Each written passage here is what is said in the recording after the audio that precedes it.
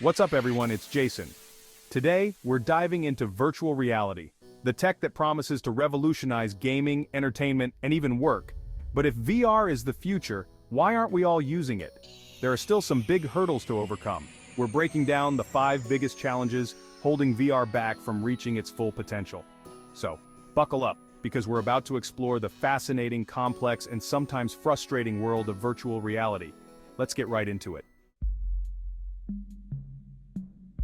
Let's start with the elephant in the room, the price tag. High-quality VR systems are expensive. We're talking hundreds, sometimes even thousands of dollars, depending on the setup. For many, that's a serious investment, especially compared to a game console or a new phone. You could grab a brand new console and a few games for the price of a high-end VR headset alone.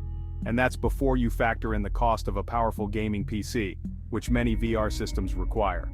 Until we have more affordable headsets and powerful yet affordable PCs, VR will remain a luxury.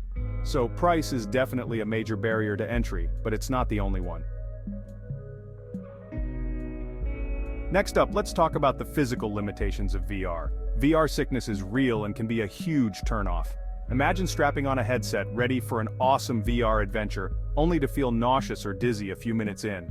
This happens because your brain gets conflicting information. Your eyes say you're moving, but your inner ear says you're not. Developers are working on minimizing this, but for many, VR isn't comfortable for extended periods. The headsets can be bulky and uncomfortable, and you need a decent amount of physical space to move around. Not everyone has a dedicated VR room, and tripping over furniture breaks the immersion. Until we overcome these physical barriers, VR adoption will be limited. Now let's move on to another big challenge. Chapter 3, the content conundrum. Let's say you've got the budget and don't get VR sick. What's next? You need something to do in VR, and that's where we hit another hurdle: content. There are amazing VR experiences out there, from games to educational experiences and social VR platforms. But compared to traditional gaming, film, and TV, the VR library is still limited.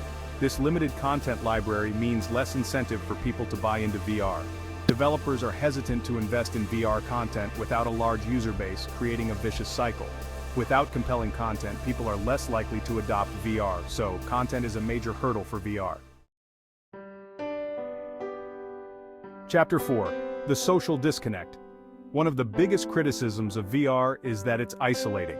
When you're wearing a VR headset, you're shutting yourself off from the physical world. This can be great for immersion, but not for social interaction. Imagine trying to have a conversation with someone wearing a VR headset.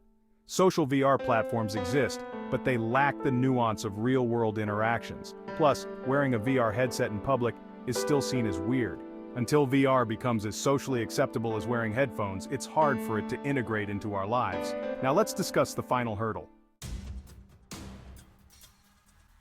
Chapter 5, reality check. The world isn't ready. Our cities, homes, and workplaces are designed around a non-VR world. Imagine walking down the street with half the people wearing VR headsets. It'd be chaos.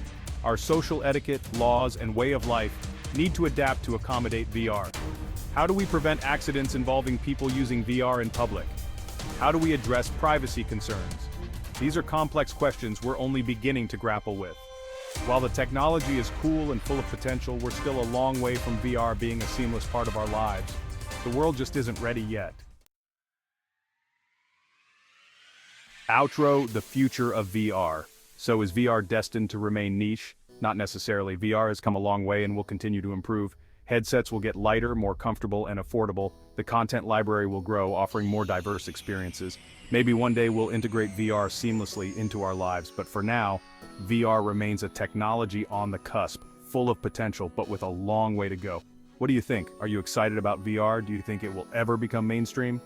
Let me know in the comments below. Thanks for watching, and don't forget to like and subscribe.